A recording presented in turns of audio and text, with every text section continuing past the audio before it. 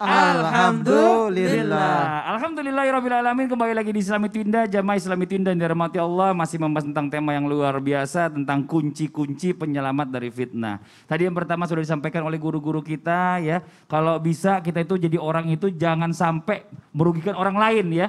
Yang kalau bisa jadi orang pemaaf dulu ya, pemaaf atas kebodohan orang lain. Yang kedua tadi kita bicara masalah tentang jangan sampai kita merugikan hak-hak orang lain. Dan yang ketiga kita jangan sampai hidup kita ini bergantung sama orang lain. Dan yang keempat usahakan kita menjadi orang yang dermawan. Nah sekarang kita lanjutkan lagi tausiah dari guru kita Habib Usman. Ini pertanyaan tadi sebelum iklan nih Beb nih. Berbicara masalah ketika kita sedang mendapatkan ujian dari Allah ya.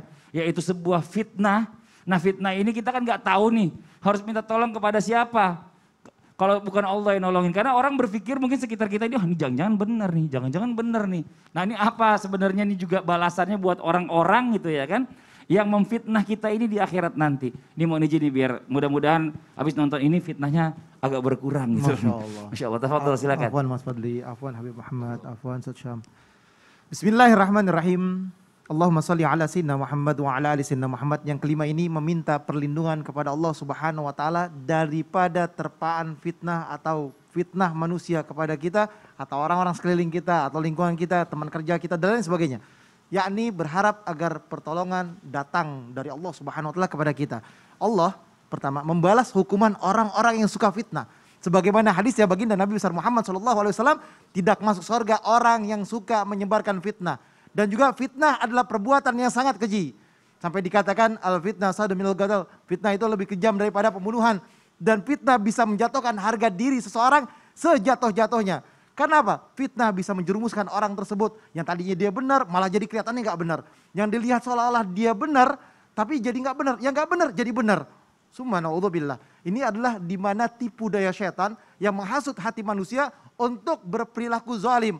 Akhirnya apa? Orang tersebut menjadi orang yang zalim dan orang zalim la yadkhulul jannah, enggak akan masuk dalam surganya Allah Subhanahu wa taala.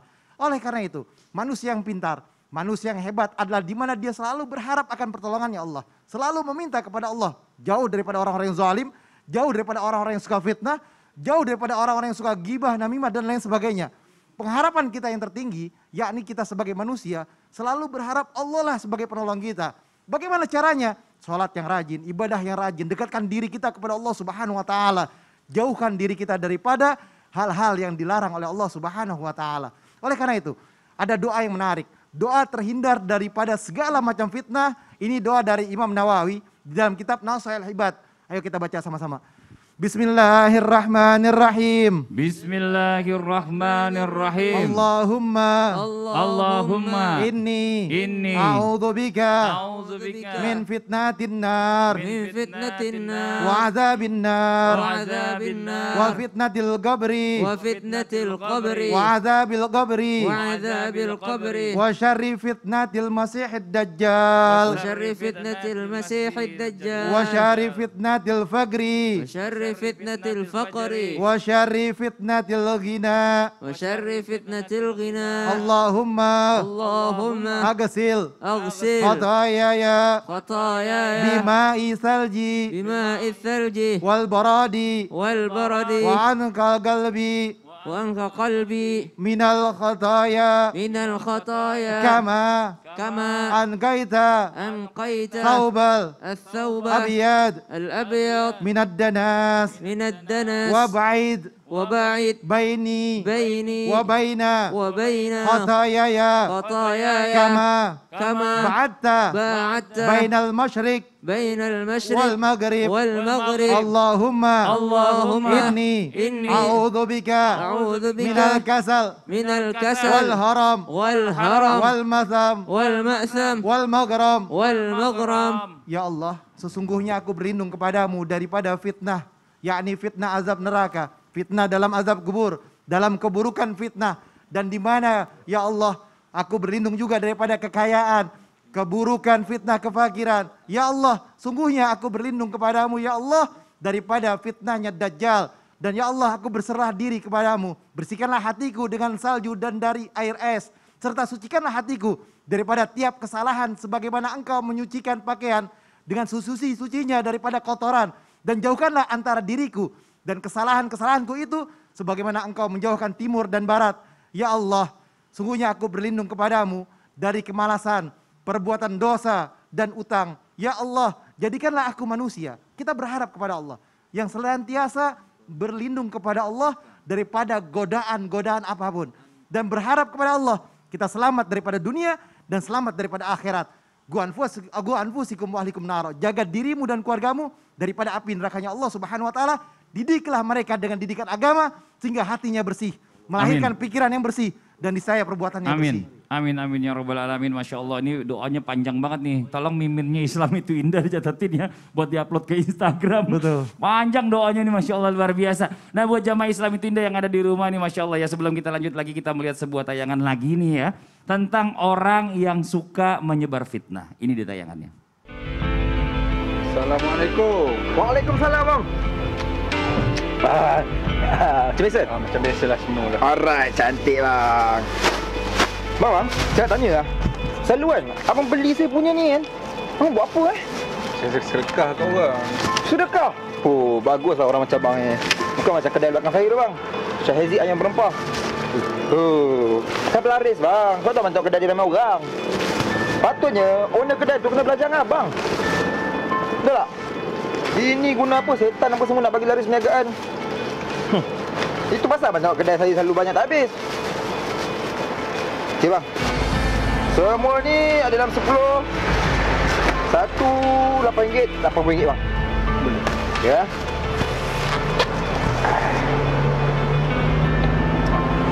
Ratus. Okey, baki jap bang. Tak apa. Simpan saya sedekah. Oh, RM20 tu sedekah? Sedekah. Oh, baguslah orang cabang ni. Terima kasih bang. Sama jam dulu Okey. Assalamualaikum. Salam. Terbaik abang.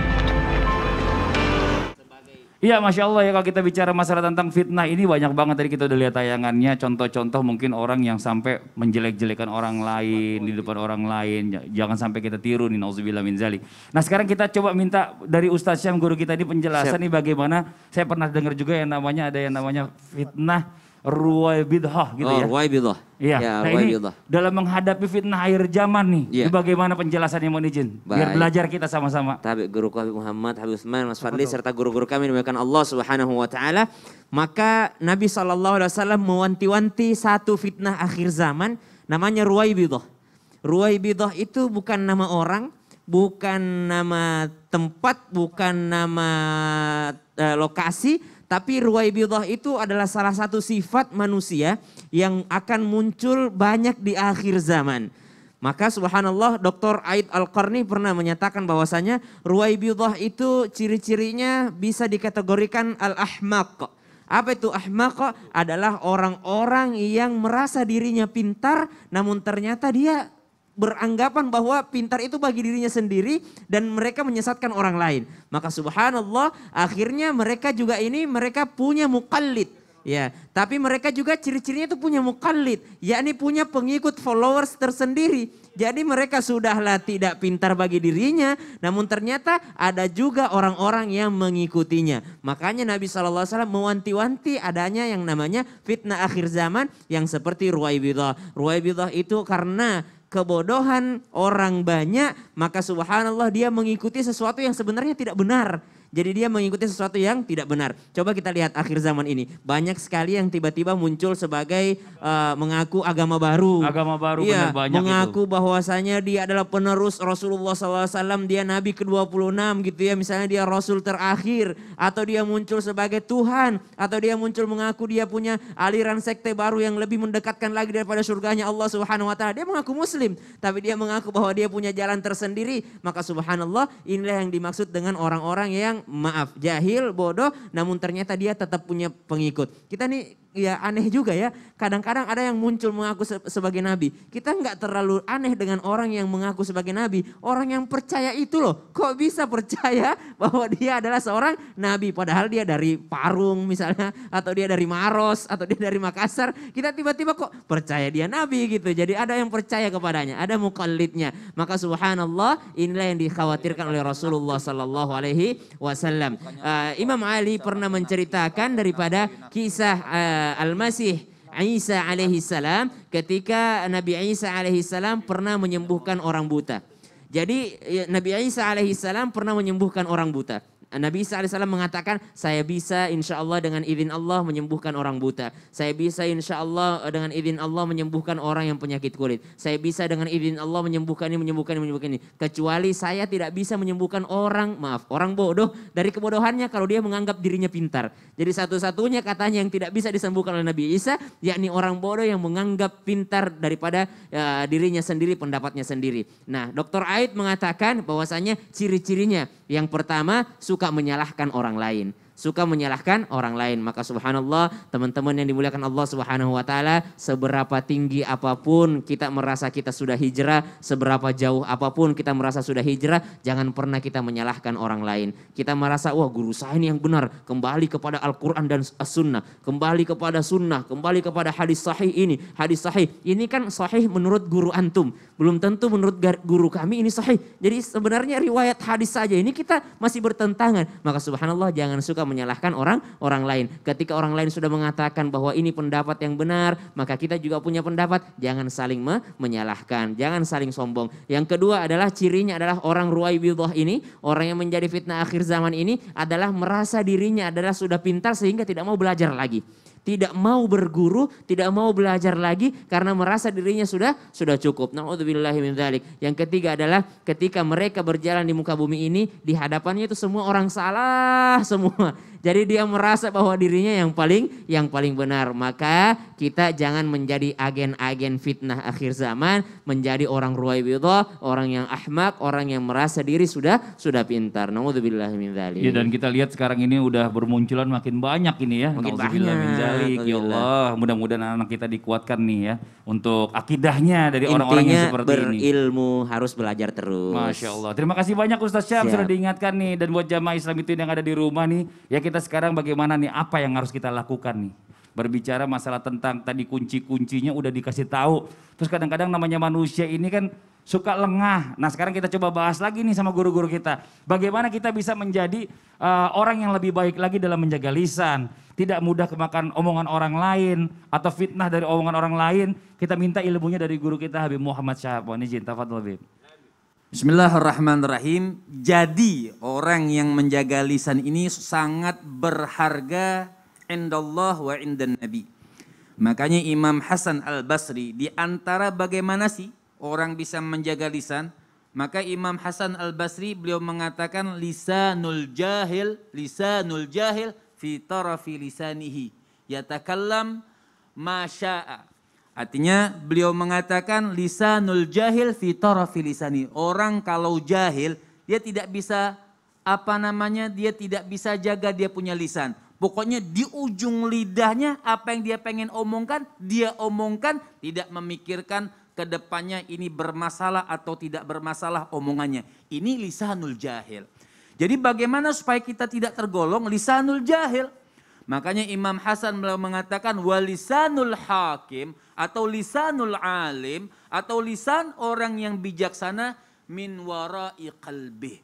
Jadi lisannya di dalam hati. Jadi dia saring dulu itu omongan di dalam hati, ini omongan bermanfaat atau tidak, bagus atau tidak, menyinggung orang atau tidak, bikin susah atau tidak. Nah ini adalah lisan orang yang bijak, lisan orang yang punya ilmu, lisan orang yang cinta kepada Allah, cinta Nabi SAW. Makanya sampai dikatakan oleh Rasul SAW, siapa orang yang beriman kepada Allah wal yaumal akhir, apa? Falyasmut. Artinya dia banyak diem. La yatakallam illa fil khair.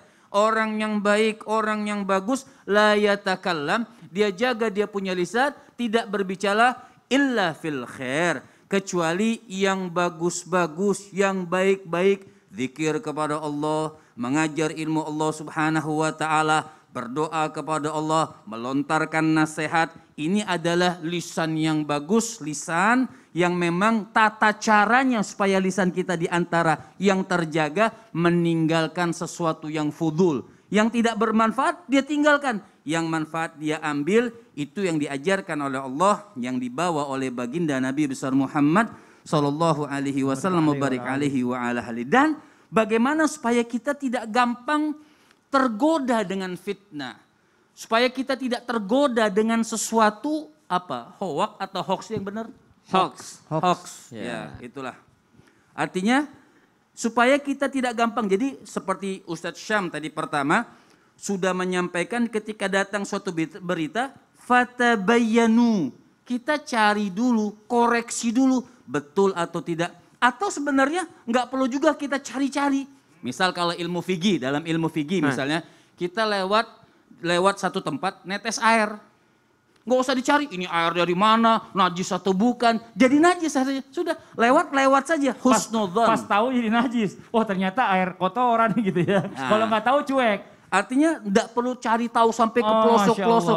Kita dikasih orang uang, saya kasih Mas Fadli uang. Wah alhamdulillah. Wah dari mana nih, kerjanya apa nih? Wah panjang urusannya. Sekarang apa ntar Bib? Makin nanti aja. Oh nanti aja, iya. Saya nungguin nih.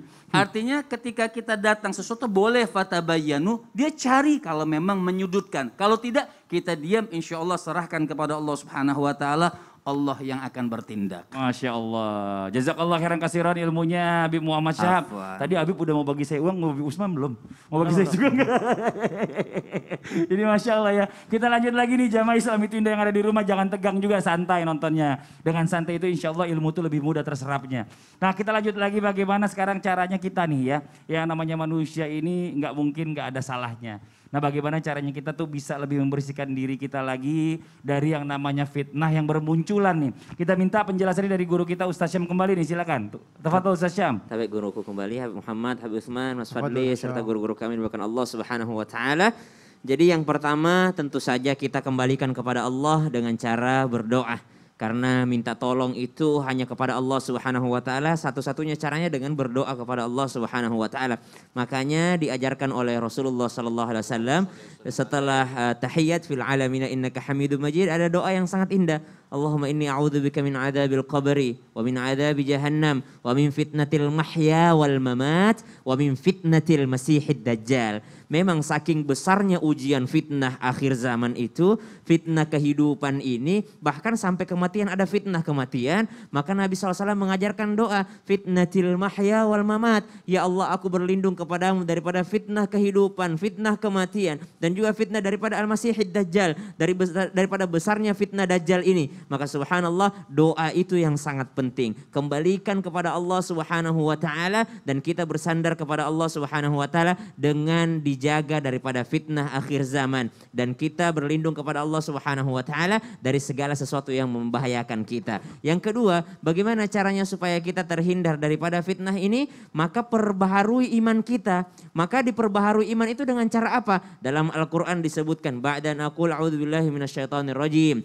وإذا ما أنزلت سورة فمنهم من يقول أيكم زادته هذه إيمانا فأما الذين آمنوا فزادتهم إيمانا وهم يستبشرون. Dengan kembali mempelajari Al-Quran, dengan dekat dengan Al-Quran, ayat demi ayat masuk ke dalam hati kita, masuk bersama dengan jiwa kita, masuk ke relung jiwa kita, dan insya Allah wahum yastabshirun. Dan ayat-ayat ini membuat keimanan kita semakin bertambah dan membuat kabar gembira kepada kita. Wa ammal ladzina fi qulubihim marad fazadatuhum rijsan ila rijsihim wa matu wa hum kafirun. Dan orang-orang yang tidak menjadikan Al-Quran ini sebagai pegangannya justru bertambah kekafiran kepadanya, justru bertambah fitnah kepadanya. Maka jadikan Al-Quran pedoman ini dengan mendekatkan diri dengan Al-Quran, kembali dekat dengan Al-Quran. Bukan hanya belajar tahsinnya, bukan hanya belajar tajwidnya, tapi mempelajari apa sih maunya Allah, apa sih yang dikatakan Al-Quran. Dan setelah itu ketika kita sudah paham ilmunya, bukan berarti kita boleh untuk menyalahkan orang lain. Karena di antara yang kita bahas tadi ada salah satu fitnah yang namanya ruwaibidah, yakni suka menyalahkan orang lain. Karena belum tentu pendapat kita adalah pendapat yang paling benar. Para mufassirin saja terdahulu mereka ahli bahasa Arab, mereka ahli balaghah, mereka ahli hukum fikih, tapi mereka yang namanya masih toleransi terhadap mufassir yang lainnya. Mereka biasa berbeda pendapat. Yang berbahaya adalah ketika merasa pendapat kita yang paling benar. Maka terhindar dari fitnah. Yang pertama berdoa, yang kedua dekatkan diri dengan Al-Quran, mempelajari ilmu-ilmunya yang ada di dalamnya, apa keinginan Allah Subhanahu wa taala. Yang ketiga jangan merasa merasa diri lebih baik daripada orang lain. Dan yang terakhir, ketika kita sudah meminta kepada Allah Subhanahu wa taala terhindar daripada fitnah ini, maka hubungan kepada sesama manusia juga tentunya harus dijaga. Kenapa? Banyak orang yang memperbaiki hubungannya dengan Allah tapi ternyata jauh daripada hubungan sesama manusia. Wallahu taala alam. Jadi harus berimbang ya Ustaz Syam ya, Berimbang bicara dong. masalah tentang ya akhirat kita nanti insya Allah kita juga harus bagusin dari sini, dunianya juga harus dibagusin Oh, sama iya. keluarga, tetangga dan lain-lain. Jadi Masya Allah luar biasa. Terima kasih banyak Ustaz Syam Sama-sama, atas Mas Fadli. penjelasannya. Buat jamaah yang ada di rumah nih jangan kemana-mana. Setelah ini kita akan lanjutkan lagi, kita akan membacakan lagi pertanyaan-pertanyaan yang masuk yang ada di sosial media Islam Itu Indah. Setelah yang satu ini tetap di Islam Itu Indah. Jamaah, oh jamaah. Alhamdulillah.